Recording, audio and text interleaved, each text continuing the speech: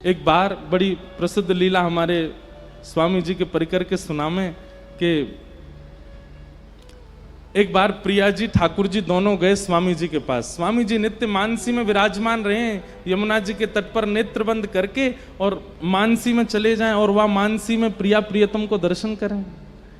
एक दिन मानसी में प्रिया प्रियतम दोनों आए और स्वामी जी से बोले, स्वामी जी बोले हाँ आज आपको एक निर्णय करना पड़ेगा। बोले कहा, हम दोनों में नृत्य बढ़िया कौन करे आप बताओ।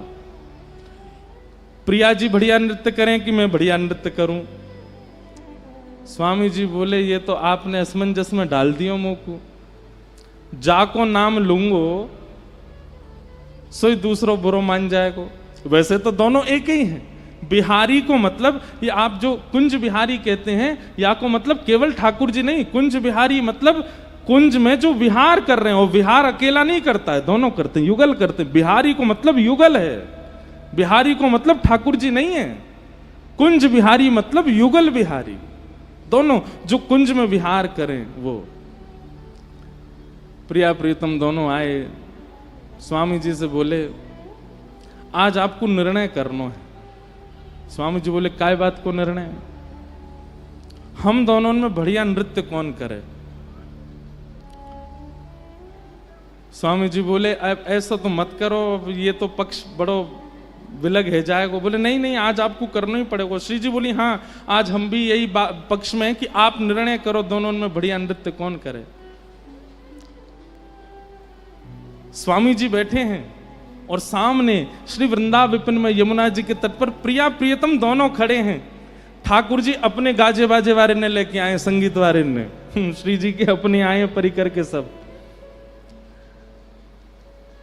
बोले पहले कौन करेगा? पहले श्री जी बोली पहले हम करेंगे और हम जो करेंगे वाक्य बाद वही ताल वही धुन पर ठाकुर जी करेंगे और फिर आपको निर्णय लेना दोनों में तो कौन से ने बढ़िया किया। ठीक है। मृदंग बजने प्रारंभ भई, वीणा मजनी प्रारंभ भई और श्री जी ने सुंदर नृत्य करनो प्रारंभ कियो। ऐसे सुंदर सुंदर भाव भंगिमा हाथन की ऐसे सुंदर सुंदर कला करन लगी। ठाकुर जी देख रहे हैं दूर खड़े है कि अपने संगीत वाले कह रहे देख ले ये ताल बजानी या तो बढ़िया बजानी है, मैं करूंगा फिर स्वामी जी निर्णय देंगे। श्री जी ने ऐसा नृत्य कियो कि सब रीझ गए। स्वामी जी के तो नेत्र सजल है गए। श्री जी विराज गए, स्वामी जी करताल बजाने लगे, जय हो प्यारी जी को जय हो, आहा कैसा सुंदर नृत्य कियो। ठाकुर जी फेंटा कस गया, अब मेरी बारी है, मेरो देखो, ये देखो आचार्य उनको कैसो सुख दियो है ठाकुर जी ने, अब मेरो देखो। बोले हाँ अब आप करो। ठाकुर जी नृत्य करने लगे। ठाकुर जी ने ऐसा नृत्य किया, घूम घूम करके महाराज जो पीताम्बरी पहने ऐसी खुल जाए ठाकुर जी की। मुकुट जब घूमे ठाकुर जी द्रुत गति में तो ऐसा लगे मानो जैसे मोर ने अपने पिच्छ खोल लिए हों और सबरे मोर पंख खोल करके नृत्य कर रहे हो। ठाकुर जी के जो हाथन में पावन में जो कड़ूला हैं उनमें से धीमी धीमी आवाज आ रही है। ऐसा सुंदर नृत्य कर रहे हैं, देख करके किशोरी जी ही रीझ रही हैं। आहा कितने प्यारे लग रहे हैं, कितने सुंदर लग रहे हैं। जैसे ही ठाकुर जी ने अपना नृत्य विश्राम किया, स्वामी जी बोल पाए, बोले श्री जी या बार तो माननी पड़ेगी ठाकुर जी ने बढ़िया नृत्य किया, या बार तो आप विजयी भाई, आपको नृत्य बढ़िया है। प्रिया जी बोली सही है हमने मान ली इनको नृत्य बढ़िया, लेकिन अब की एक बार में निर्णय ना होवे, अब की बार होएगा। दूसरी बार प्रिया जी आई, ठाकुर जी तो बोली अब सुनो अब पामन से नृत्य नहीं होएगा, केवल हाथन से होएगा। खड़े रहना केवल हाथ ही चलाने और फिर देखियो कौन बढ़िया करे। फिर से सब साज प्रकट भय। श्री जी ने जैसे नृत्य करना प्रारंभ किया, ऐसी सुंदर सुंदर भंगिमा बना में हाथन सो ही ऐसा स्वरूप बना दियो महाराज। ऐसी ऐसी मतलब अब जो नृत्य करें वो जाने कैसो कैसो भाव बना में। ठाकुर जी देख करके समझ गए भैया जे बारो तो हमने सीखो ही नहीं। अच्छा गुरु जी तो प्रिया जी हैं, गुरु जी तो श्री जी हैं, नृत्य तो उन्हें सिखाया हुआ है। तो गुरु जी तो कभी कभी ऐसी तान छेड़ दें, ऐसे ऐसे भाव लिया में जो शिष्य को सिखाया ही नहीं है।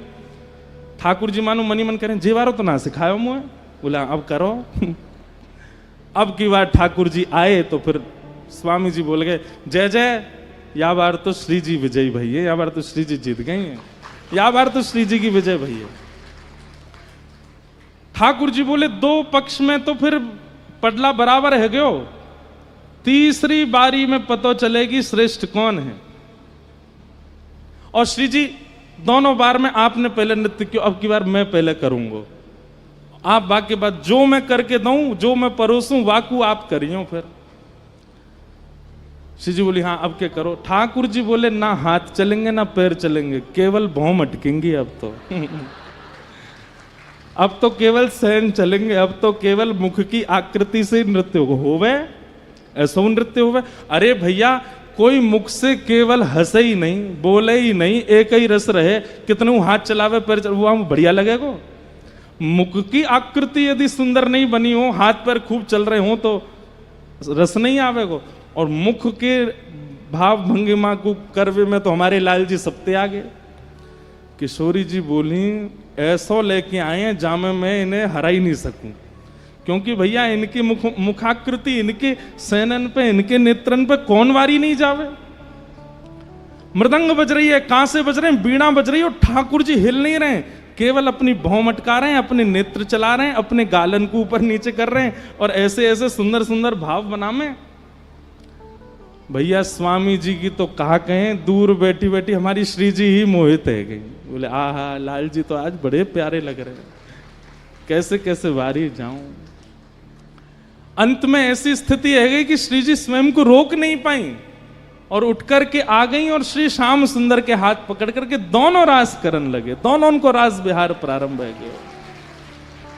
स्वामी जी देख करके आनंदित है रहे, रास करते करते द्रुत गति में करते करते करते करते जैसे नेक थके, दोनों जाकर के स्वामी जी की गोद में ही विराजमान है गए, और विराजमान है करके बोले, अब बताओ स्वामी जी कौन ने अच्छो रास किया। तो स्वामी जी बोले, अब कहा करूं। तो भुजा तो धर दी ठाकुर जी के ऊपर और मुख कर लियो किशोरी जी के ऊपर। मतलब एक अंग से तो ठाकुर जी को विजयी बता रहे हैं और मुखाकृति से श्री जी को देख रहे हैं। आपने ही सबसे बढ़िया किया, और यहाँ पे ठाकुर जी ऐसे इशारा कर रहे हैं, उन्हें नहीं आपने किया।